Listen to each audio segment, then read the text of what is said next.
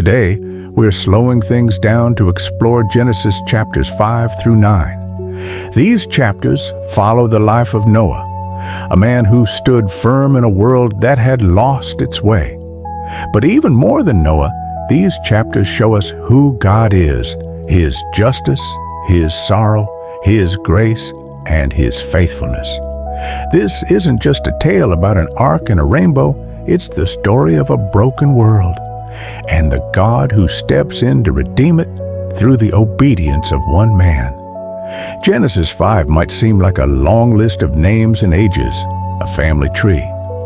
But if we pause, we'll notice something special hidden in it.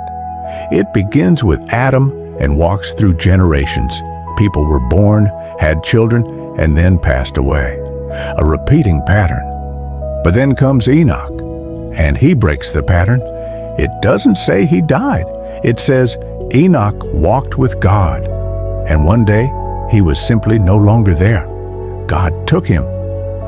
In a world that was growing darker, Enoch wasn't just surviving, he was living closely with God. Every day, steady, faithful. His life was so in tune with heaven that God brought him home early. It's a quiet but powerful reminder. Even in dark times, God sees those who walk with Him. By the time we reach Genesis 6, the world is unraveling. Violence fills the streets. People are consumed with selfishness and evil, and God is deeply grieved. He decides to act, to bring a flood. But before the rain comes, there's a thread of hope. But Noah found favor in the eyes of the Lord. Noah wasn't flawless, but he walked with God faithfully. God gives Noah instructions to build an ark, not just for animals, but as a lifeline for his family. It wasn't a quick task. It took years. But Noah obeyed. Then the skies opened. For 40 days and nights, it rained. The earth split open, waters covered everything, and God did something beautiful. He shut Noah and his family inside the ark. God Himself closed the door. He sealed them in.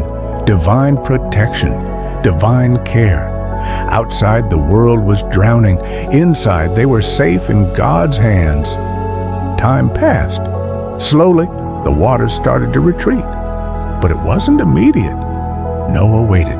He sent out birds to test the land, and eventually a dove returned with a small olive leaf. New life, dry land, a fresh beginning. And Noah's first act? He builds an altar. He doesn't focus on building shelter or survival. He pauses and gives thanks. He worships, and God responds. He makes a covenant, a sacred promise. Never again will I destroy all life with a flood. To seal this promise, God places a rainbow in the sky, not just a beautiful sight, but a symbol of mercy, a reminder of His grace.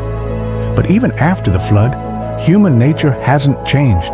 Noah plants a vineyard. Later, he gets drunk. His son acts dishonorably. The story ends not with perfection, but with reality. Because while the world was washed clean, the heart of man still needs grace. So what do we take from all of this? That judgment is real, that sin has consequences, but also that grace is greater, that God makes a way, that obedience matters. Noah's story reminds us, build even when no one understands. Trust even when the skies are clear.